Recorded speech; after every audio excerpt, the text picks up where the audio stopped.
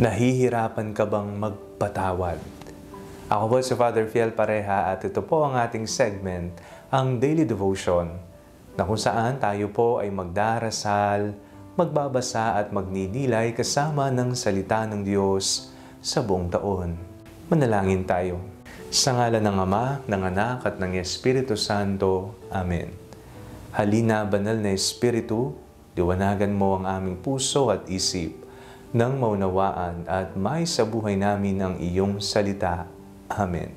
Our Bible passage for today is from the Gospel of St. Luke, chapter 6, verses 27 to 36, and I read it for you. But I say to you that listen, love your enemies, and do good to those who hate you. Bless those who curse you, pray for those who abuse you. If anyone strikes you on the cheek, offer the other also. And from anyone who takes away your coat, do not withhold even your shirt. Give to everyone who begs from you, and if anyone takes away your goods, do not ask for them again. Do to others as you would have them do to you. If you love those who love you, what credit is that to you? For even sinners love those who love them. If you do good to those who do good to you, what credit is that to you? For even sinners do the same. If you lend to those from whom you hope to receive, what credit is that to you? Even sinners lend to sinners to receive as much again. But love your enemies, do good and lend, expecting nothing in return. Your reward will be great, and you will be children of the Most High, for He is kind to the ungrateful and the wicked.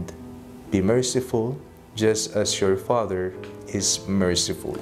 Isa na po siguro sa pinakamahirap na utos ng Panginoon na mababasa po natin sa Biblia ay ang mahalin mo ang iyong mga kaaway. Nahirapan po ba kayong magpatawad? Mahirap po talaga yan, lalo na kung yung napagdaanan ay talaga namang sinugatan ka, pinagtaksilan ka, ginawan ka ng masama, o kaya naman ginawan ng masama ang iyong mga mahal sa buhay, inagrabyado ka. Sino ba naman ang agad-agad sasabihin, "Uy, sige, pinapatawad na kita." Dumadaan ng proseso sa emosyon, sa pag-iisip, sa buong pagkatao. Mahirap po, Panginoon, ang magpatawad para sa tao. Sa ating pong binasa, isa pong paalala sa atin ng Panginoon, love your enemies and pray for those who persecute you. Sa kahuli-hulihan po, binanggit ng Panginoong Jesucristo kung bakit kailangan nating gawin ang bagay na ito. Ang sabi niya, be merciful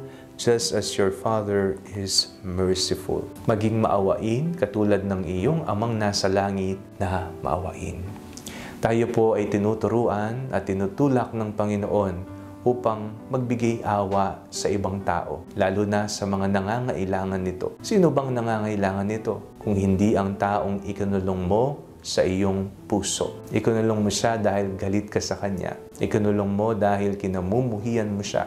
Ginawan ka ng masama. Pero nais ng Diyos na pakawalan mo siya sa iyong puso. Bigyan mo siya ng awa. Kaawaan mo siya kung papaanong kinawaan ka ng Panginoon nung ikaw ay nagkamali at nagkasala. Sa pagbibigay ng patawad, ating pong alalahanin ang halimbawa ni Jesus. Si Jesus na walang kalaban-laban, pinatay, ipinako sa krus, nagwika, "Ama, patawarin mo sila sapagkat hindi nila alam ang kanilang ginagawa." Matuto nawa tayo sa ating mga karanasan ng pagpapatawad, karanasan ng kalungkutan, karanasan na tayo ang pinatawad. At kung tayo po ang nagkamali, nakagawa ng masama, sana po matuto tayong magpakumbaba, humingi ng tawad. Ibigay po natin ang ating sarili sa pagpapatawad sapagkat una na tayong pinatawad ng Panginoon. Maawa din po tayo sa ating sarili. Palayain po natin ang ating pinagdaraanan. Ibigay po natin ang ating sarili sa isang buhay na mapayapa, buhay na masaya. Sapagkat napakaiksi ng buhay para hindi maging masaya at mamuhay ng may awa sa lahat. Manalangin tayo. Panginoon, turuan niyo po kaming magpatawad. Nahihirapan po kami. Pero alam ko po, Panginoon, na bibigyan niyo po kami ng grasya upang kami ay makapagpatawad kung papaanong kami po ay inyong pinapatawad. Amen. Sa ngalan ng Ama, ng Anak at ng Espiritu Santo. Amen. Huwag po ninyong kalimutang i-like ang video ito, mag-comment po kayo and share it with your family and friends. Ang Panalangin Bago Matulog ay may sariling Facebook page na po. Huwag niyo pong kakalimutang mag-like at mag-follow dito. And do not forget to subscribe to our YouTube channel. I-click niyo lamang po ang link na nasa description ng video ito. O kaya naman po, just search Father Fiel Pareha. God bless you po.